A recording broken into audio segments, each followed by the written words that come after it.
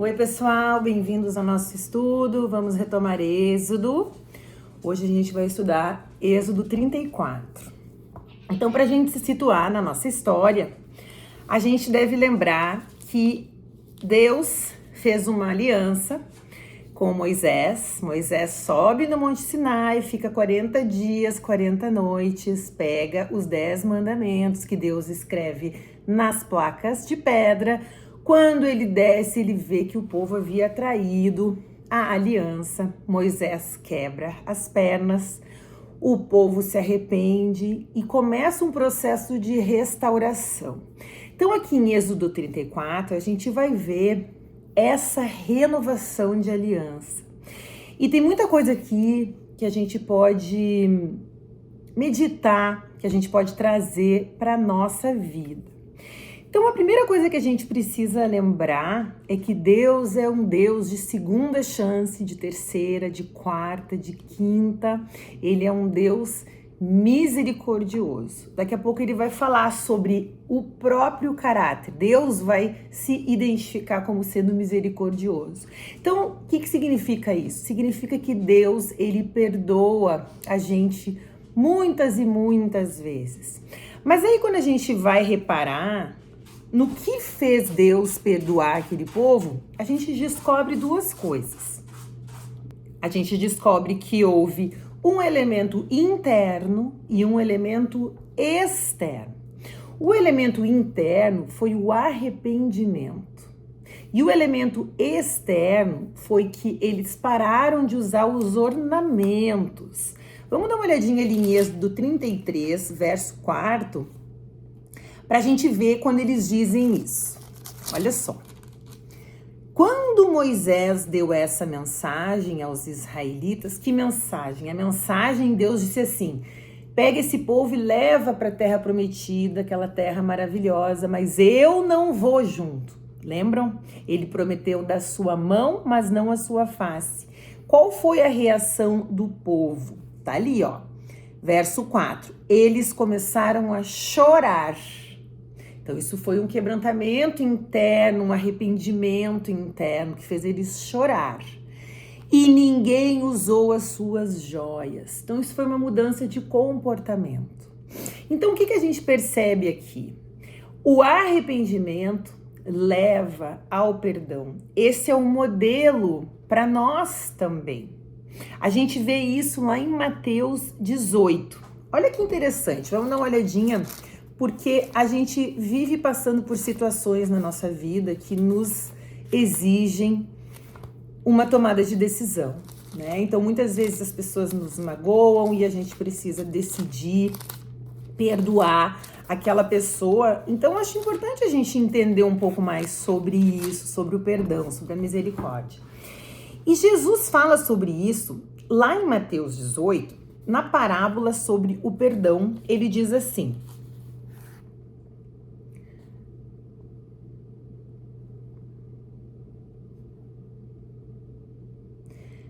o empregado mau, ele chama essa parábola. Pedro pergunta assim: quantas vezes devo perdoar o meu irmão que peca contra mim? 7 vezes?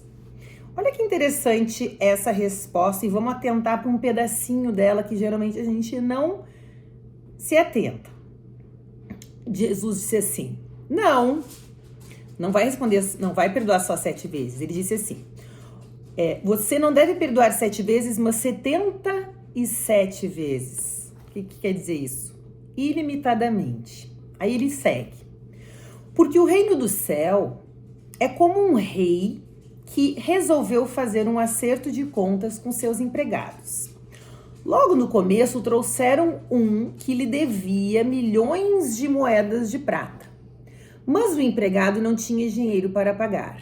Então, para pagar a dívida, o seu patrão, o rei, ordenou que fossem vendidos como escravos o empregado, a sua esposa e seus filhos, e que fosse vendido também tudo o que ele possuía. Mas o empregado se ajoelhou diante do patrão e pediu: tenha paciência comigo e eu pagarei tudo ao Senhor. Então, o que esse empregado fez?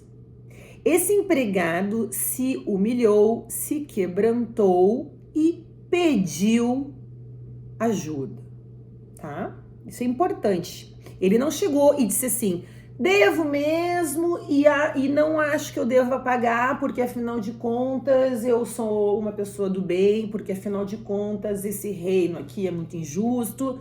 Ele não fez isso. Ele admitiu que ele devia aquilo, ele pediu paciência, se ajoelhou. Esse foi o coração da pessoa que o rei vai perdoar. Olha só, verso 27. O patrão teve pena dele, perdoou a dívida e deixou que ele fosse embora. O empregado saiu e encontrou um de seus companheiros de trabalho que lhe devia 100 moedas. Então, esse que foi perdoado sai e encontra alguém que deve. E o que ele vai fazer agora com essa pessoa? Ele pegou esse companheiro pelo pescoço e começou a sacudi-lo, dizendo, me pague o que me deve. Então o seu companheiro se ajoelhou, mesma coisa, se ajoelhou e pediu, tenha paciência comigo, eu lhe pagarei tudo. Então ele também teve aquele coração quebrantado que reconheceu que devia e pediu ajuda. Mas nesse segundo caso, ele não concordou, ele não perdoou. Pelo contrário, mandou pôr o outro na cadeia, até que pagasse a dívida. Quando os outros empregados viram o que havia acontecido, ficaram revoltados e foram contar ao patrão, ao rei, né? Aí o patrão chamou aquele empregado e disse, empregado miserável, você me pediu e por isso eu perdoei tudo o que você me devia. Quando a gente lê esse pedacinho, a gente deve ler ele por completo. Olha o que diz. Quando você me pediu. Não, ele disse, ó, você me pediu e por isso eu perdoei tudo que você me devia. Então, por que o rei perdoou? Porque o devedor pediu. Portanto, você deveria ter pena de seu companheiro como eu tive pena de você. O patrão ficou com muita raiva e mandou o empregado para a cadeia a fim de ser castigado até que pagasse toda a dívida. E Jesus terminou. É isso o que o meu Pai que está no céu vai fazer com vocês se cada um não perdoar sinceramente o seu irmão. Então, o que a gente aprende lendo essa parábola? A gente aprende que a restauração, que a renovação de relacionamento, ela depende de arrependimento. A gente viu que Deus aqui perdoou porque houve um reconhecimento e um pedido. E é por isso que em Êxodo 34, Deus vai restabelecer sua aliança com o povo de Israel. Mas quando a gente olha para a nossa vida, a gente se faz a seguinte pergunta. E se não houver arrependimento? E se alguém me magoou e não se arrependeu? Então, são dois caminhos distintos que a palavra de Deus nos oferece. Quando alguém faz mal para mim e se arrepende de verdade e me pede perdão, eu sou obrigada a perdoar. É isso que Jesus nos ensina. Não importa a dívida, não importa o que essa pessoa tenha feito, não importa quantas vezes essa pessoa tenha feito. Se houver arrependimento e a pessoa me pedir perdão, eu sou obrigada, como cristã, a perdoar e a restabelecer o relacionamento com aquela pessoa. Porque houve um real arrependimento. E a gente vê ali, em Êxodo 33, 4, que o real arrependimento, ele traz mudança de comportamento. Quando o arrependimento não é verdadeiro, não existe mudança de comportamento. A gente viu que o povo ficou triste, chorou e não usou as joias. É natural isso. A gente conhece a árvore pelo fruto. E o fruto do arrependimento é uma mudança de comportamento. Mas e se não existe o pedido de perdão? Se não existe o arrependimento? Qual é o caminho? É a vingança. É a vingança. Quando não existe arrependimento, o caminho é a vingança. Mas vingança de quem? Quem é o dono da vingança? O dono da vingança é Deus. Nós não podemos nos vingar, né? A gente vê isso lá em Romanos 12, 19. E a gente vê isso em Deuteronômio 32, 35. Interessante, né? Então, feitas essas considerações introdutórias, vamos ler Êxodo 34 e vamos conversando sobre esse capítulo. Então, as novas placas da lei. O Senhor disse a Moisés: corte 2 placas de pedra iguais àquelas que você quebrou, e eu escreverei nelas as mesmas palavras que estavam nas primeiras. Então, os 10 mandamentos, né? Amanhã cedo esteja pronto para subir o monte Sinai, a fim de se encontrar comigo ali no alto do monte. Ninguém deverá subir com você, ninguém deverá estar em qualquer parte do monte. As ovelhas, as cabras e o gado não deverão ficar pastando perto do monte. Então Moisés cortou outras 2 placas de pedra iguais às primeiras, e no dia seguinte, como o Senhor havia ordenado, ele se levantou bem cedo e subiu o monte Sinai, levando consigo as 2 placas. O Senhor desceu numa nuvem, ficou ali com Moisés e disse qual era o seu nome. Isso é Yahweh, né? O Senhor. Então Deus passou diante de Moisés e disse em voz alta. E esse pedacinho do capítulo 34, ele vai ser repetido muitas vezes na Bíblia. Muitas. Vai ser repetido pelo rei Davi, vai ser repetido por Jeremias, vai ser repetido por muitas e muitas vezes, porque aqui Deus vai se apresentar de forma mais íntima. Ele diz assim: eu sou o Senhor, o Deus eterno, né? É o Deus eu sou, né? Lembram quando ele se apresenta para Moisés? A primeira vez, ele disse, eu sou o que sou. Então é isso, Deus é eterno. Ele criou todas as coisas, ele está fora do tempo, ele criou o tempo, o espaço e a matéria. Eu sou o Deus eterno. Eu tenho compaixão e misericórdia. Não fico irado com facilidade. Isso é muito bom, né? Então Deus não é, se a gente fosse descrever um temperamento, ele não possui o temperamento de Pedro, brabo, facilmente irritado. Ele não se ira com facilidade. Ele demora muito tempo para se irar. Por isso que às vezes nós humanos, a gente tem a impressão que Deus está demorando tanto para fazer justiça. A gente vê pessoas más, aparentemente tendo uma vida boa, mas é porque Deus está esperando. Ele não quer usar em primeiro lugar da sua justiça. Ele quer primeiro usar da sua misericórdia. Ele dá muitas e muitas e muitas oportunidades para as pessoas se arrependerem. E aí ele segue: e a minha fidelidade e o meu amor são tão grandes que não podem ser medidos. Então Deus tem compaixão, misericórdia, amor e fidelidade. E aí ele diz: cumpro a minha promessa a milhares de gerações. Então, se Deus disse, está falado. A gente pode confiar que ele não vai mudar de opinião, né? E perdoa o mal e o pecado. Então, ele perdoa o mal e o pecado. Há critérios para esse perdão. Há critérios. Qual é a pena para o pecado? É a morte. Jesus pagou essa pena por nós, né?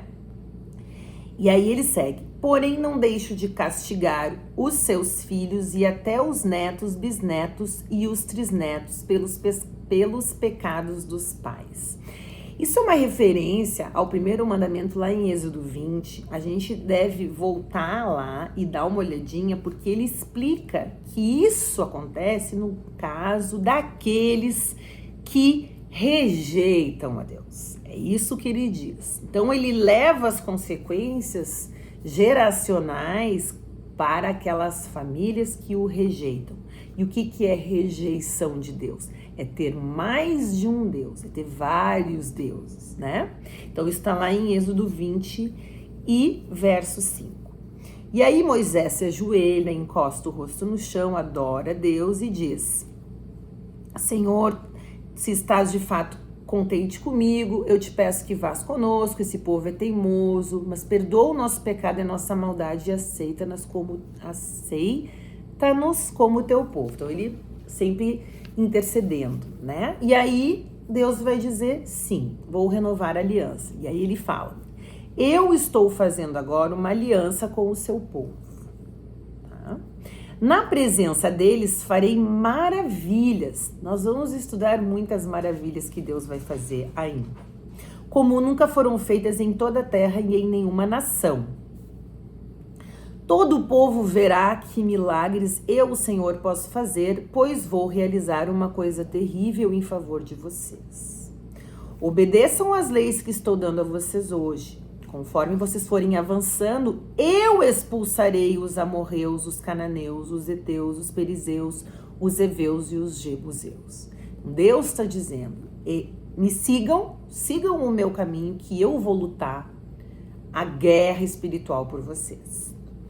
E aí, olha só, aí ele está falando de aliança. Ele primeiro se apresenta e ele está fazendo uma aliança com o povo. E agora, nesse tema aliança, ele vai dizer, não façam aliança com outros povos, com outras religiões. Olha só, ali no verso 12, não façam nenhum acordo com os moradores da terra para onde vocês vão, pois isso poderia ser uma armadilha mortal para vocês. Pelo contrário, derrubem os altares deles, destruam as colunas do deus Baal e cortem os postes da deusa Aserá.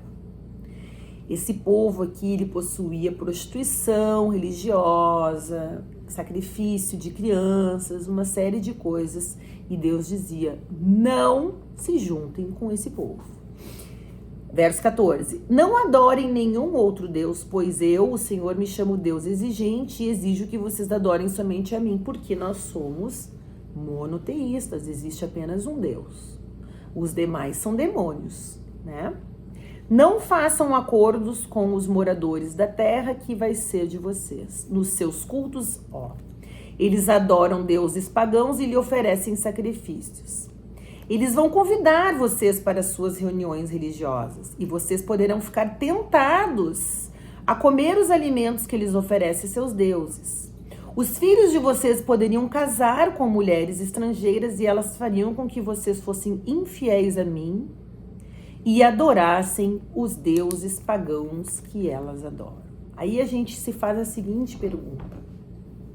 Isso se aplica a mim? Com certeza. Com certeza. Porque a religião, a crença que uma pessoa tem espiritual, ela determina a moral de uma pessoa. Ela determina o que a pessoa pensa. E o que a pessoa pensa determina o que a pessoa faz. Então, por exemplo, faz 3 anos que eu moro no Canadá. Aqui, o governo canadense, eu não estou falando da população, estou falando do governo que está no poder há mais de uma década, ele é um governo extremamente progressista. A gente fala a palavra woke, tá? E aí? E aí que ele é completamente contrário à moral cristã. É impressionante o Canadá nesse aspecto. Então, por exemplo, se a pessoa é cristã, se a pessoa segue a palavra de Deus, o que ela pensa sobre casamento? O que Deus diz, casamento é entre um homem e uma mulher. O casamento aqui pode ser entre qualquer sexo. O que um cristão diz sobre o divórcio? Que não se deve divorciar, a não ser pelas possibilidades dadas pela Bíblia, que é no caso de traição e de abandono, né? Abandono de um não crente. Aqui não existe isso. Casa-se quantas vezes quiser. O aborto, o que diz a Bíblia? Diz, não assassinarás. A gente não pode matar o inocente. Quem pode matar na Bíblia é o governo, pena de morte, não é o indivíduo. E é o indivíduo no caso de legítima defesa. Matar um bebê dentro do ventre não é legítima defesa. E aqui no Canadá, o aborto, ele é permitido até o 9º mês da gravidez. Aqui no Canadá, se uma mãe está parindo um filho, durante o parto ela pode abortar. Ou seja, eles matam um bebê totalmente formado. Isso é contra a nossa religião. Isso é contra Jesus, isso é contra a Bíblia. Aqui no Canadá, a eutanásia é legalizada. Aqui no Canadá existe um programa, isso tudo é público, o aborto é pago pelo governo, tudo de graça. E aqui existe um programa que chama MAID, M-A-I-D, que é o auxílio à morte.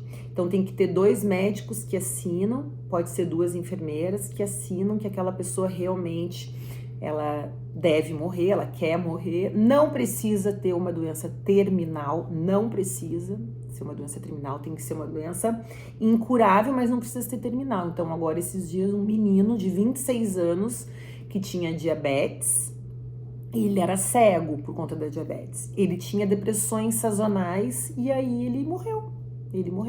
E os pais agora estão revoltados, né? Então aqui no Canadá a eutanásia é a 5ª causa de morte. 5ª causa de todas as mortes que acontecem no país é esse suicídio assistido. Por que isso? Porque o governo canadense não valoriza a vida da mesma maneira que o cristão valoriza. Para nós, todos nós somos feitos à imagem e semelhança de Deus, todos nós somos importantes, mesmo que sejamos inúteis aos olhos de um homem. Então, se uma pessoa ela não trabalha mais, ela não tem mais condições de colaborar com a sociedade, ela está numa cadeira de rodas, apenas recebendo auxílio, ela vale tanto quanto um medalhista de ouro para Deus, porque o que faz a gente ter valor para Deus é porque nós somos criados à imagem e semelhança dele e não porque nós somos úteis ou não. Então, uma postura cristã jamais aceitaria esse programa que mata, em média, 16 mil canadenses por ano, né? Esse programa MAID. Então, por isso que Deus não quer que a gente faça alianças com pessoas que tenham religião diferente de nós, que tenham um jugo desigual a nós. Isso é repetido no Novo Testamento, porque essas coisas entram para dentro da nossa cabeça. Imagina se uma pessoa cristã casa com uma pessoa woke aqui no Canadá. E aí? Como que vai ser a criação dos filhos? Como que vai ser explicar para um filho qual vai ser a postura de cada um desses pais em relação ao casamento, em relação ao aborto, ao divórcio, à eutanásia, tá vendo? Então são assuntos muito importantes. Então, religião determina o posicionamento das pessoas em relação à vida, né? Então, por exemplo, o Islã, ele autoriza casamento com criança. O profeta deles casou com a Aisha, sua esposa, quando ela tinha 6 anos. E o casamento foi consumido quando ela tinha 9 anos. Na nossa religião, o casamento é entre um homem e uma mulher. A mulher é aquela pessoa do sexo feminino que já virou mulher. Não, ela já menstruou, ela já é uma mulher, né?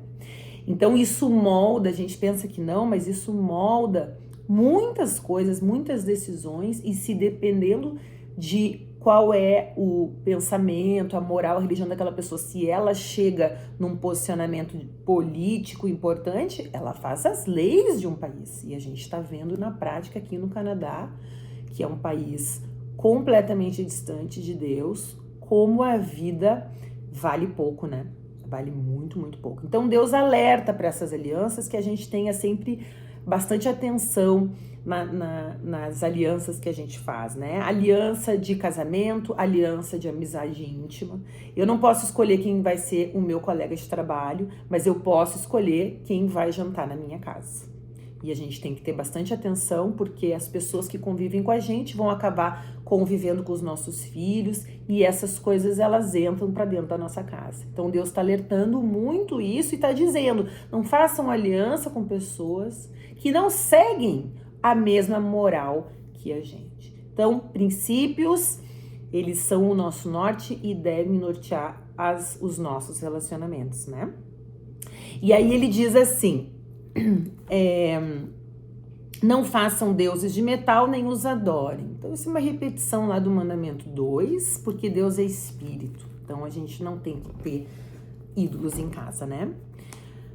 Aí no 18, então agora ele vai repetir todas essas coisas que a gente vai ler aqui, eu já estudei elas no detalhe nos vídeos anteriores. Nós temos vídeos lá, Êxodo 11, Êxodo 12, né? Êxodo 11 da Páscoa, depois Êxodo 12 da festa dos pães sem fermento. Tem um vídeo grande sobre Êxodo 20, com todos os 10 mandamentos, se eles se aplicam hoje, se eles não se aplicam, quais se aplicam, por que se aplicam, tudo isso já foi tratado. Então eu vou ler aqui, vou fazer poucos comentários nessa parte, porque toda essa parte já foi estudada anteriormente, né? Mas ele repete: comemore a festa dos pães sem fermento, como eu lhes ordenei, comam pão sem fermento durante 7 dias no mês de Abibe, que é o tempo certo, pois foi nesse mês que vocês saíram do Egito. Então, quando eles saem do Egito, há a celebração da Páscoa, que hoje a gente celebra, na verdade, foi a morte e a ressurreição de Jesus. Ele é o nosso Cordeiro. Ele, por conta da sua morte, ele nos fez justos perante Deus. E aí, depois da Páscoa, eles faziam juntinho essa festa dos pães sem fermento, que representa para o cristão uma vida santa. Então, depois que a gente é salvo, que a gente é justificado diante da morte de Deus, Deus nos chama para uma vida de santificação, que é um processo de começar a arrumar os parafusos, né? Começa a ajustar o que precisa ser ajustado. É uma vida inteira que a gente vai passar cada vez tentando ser mais parecido com Jesus, né? E aí no verso 19, todo o primeiro filho é meu e também o primeiro filhote macho dos animais domésticos. Mas se vocês quiserem ficar com o primeiro filhote macho de uma jumenta, ofereçam um carneiro. Se não quiserem, quebrem o pescoço do jumentinho. Para ficarem com todo o primeiro filho de vocês, paguem o preço determinado. Então, isso aqui nos remete ao sacrifício, a 10ª praga. A gente já viu a 10ª praga que Deus levou para o Egito, foi a morte dos primogênitos, para que o faraó liberasse os hebreus, né? O faraó que havia mandado matar os hebreus nenês, lembram? Anos antes ele mandou matar os hebreus, e foi por isso que Moisés foi salvo, lembram? A mãe dele botou ele num cestinho.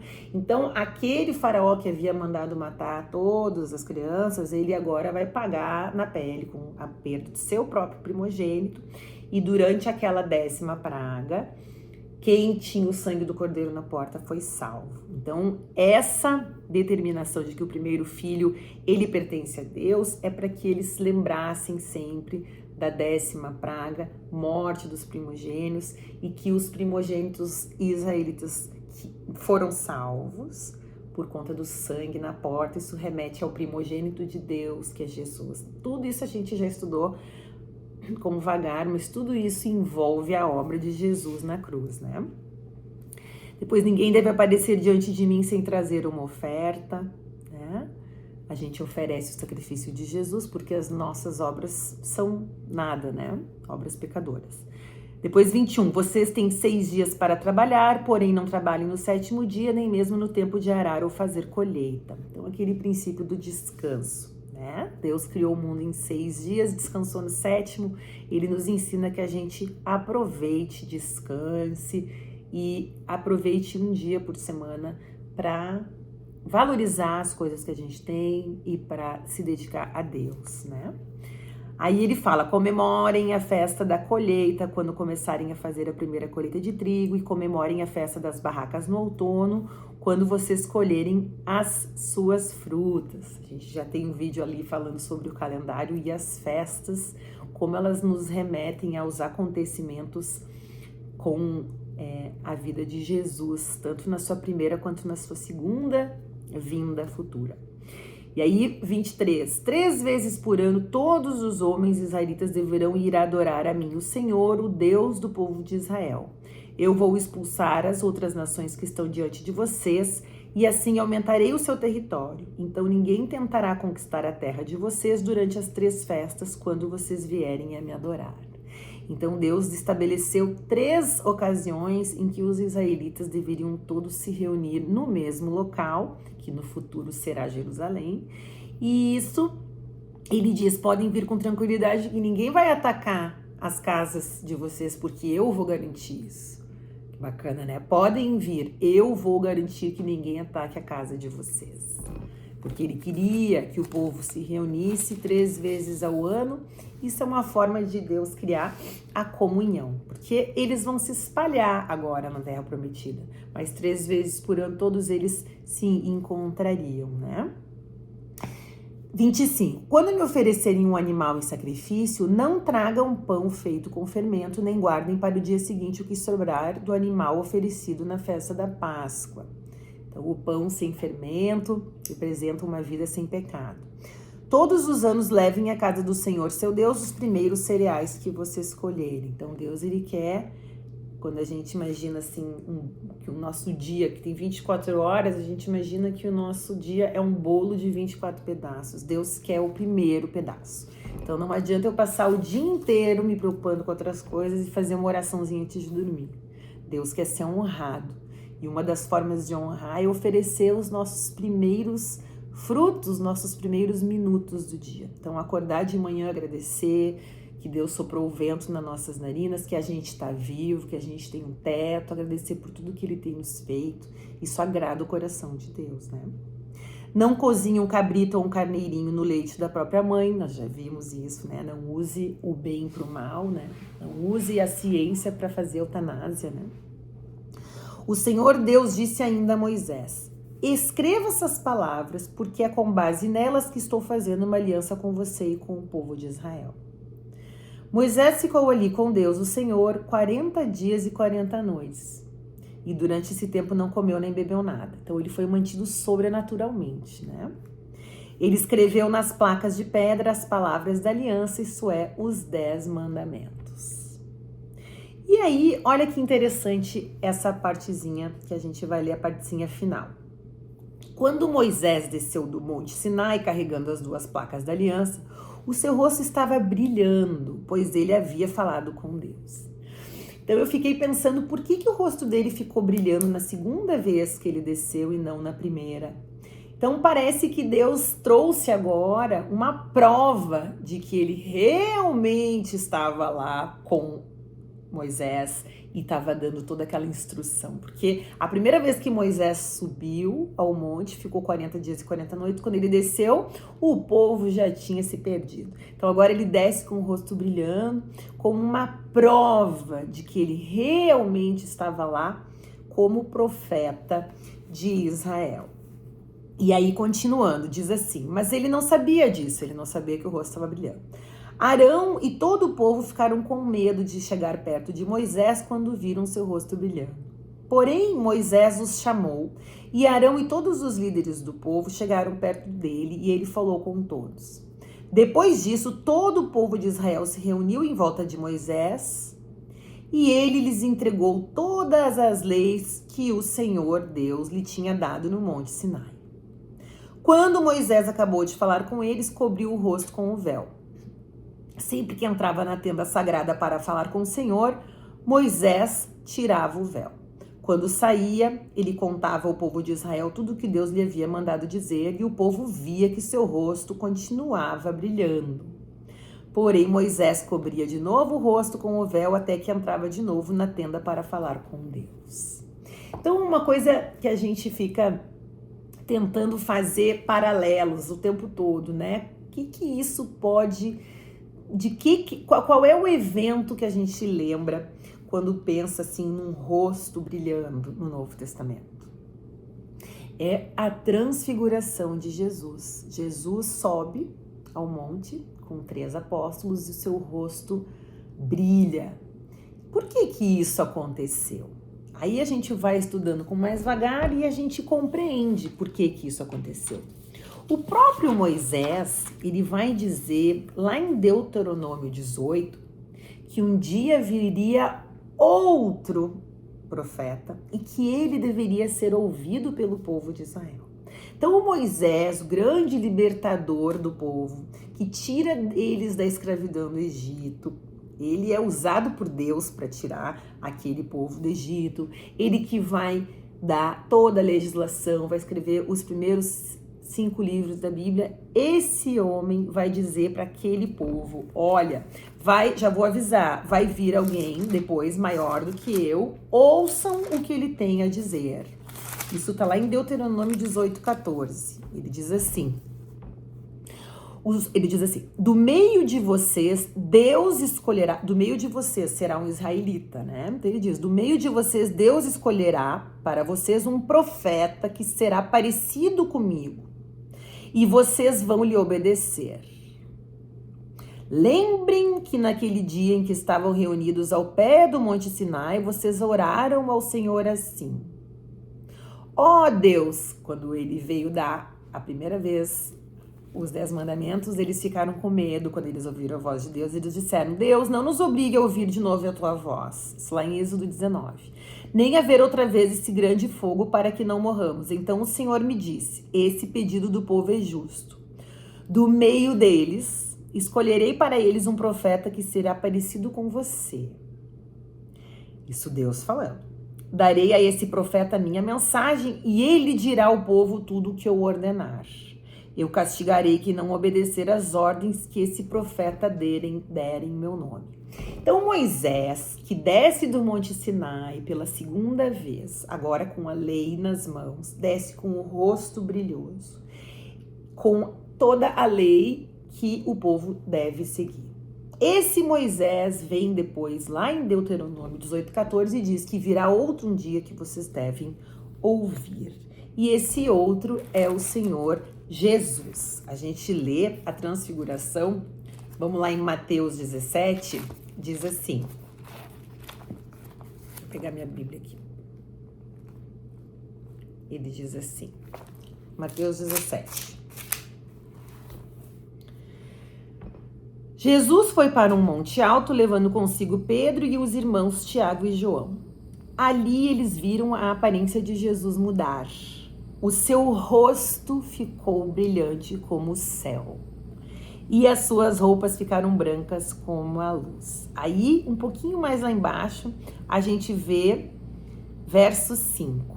Enquanto Pedro estava falando, uma nuvem brilhante os cobriu e dela veio uma voz que disse, olha o que Deus Pai disse: esse é o meu filho querido, que me dá muita alegria. Escutem o que ele diz. Entenderam? Então Moisés, que é o intercessor do povo de Deus na primeira aliança, diz, um dia virá outro. E veio. E é o Senhor Jesus, que também teve o rosto brilhando, para mostrar que sim, ele era o intercessor agora do povo de Deus, mas agora da nova aliança. E esse é um paralelo muito bonito que a gente encontra, então, no capítulo 34 com Mateus 17. E essa nova aliança, ela já havia sido prevista lá em Jeremias 31:31, e é a aliança que nós vivemos hoje. Então hoje a gente fica por aqui, no próximo vídeo a gente termina o restinho de 34 e seguimos no Êxodo 35. Que Deus abençoe, tchau, tchau.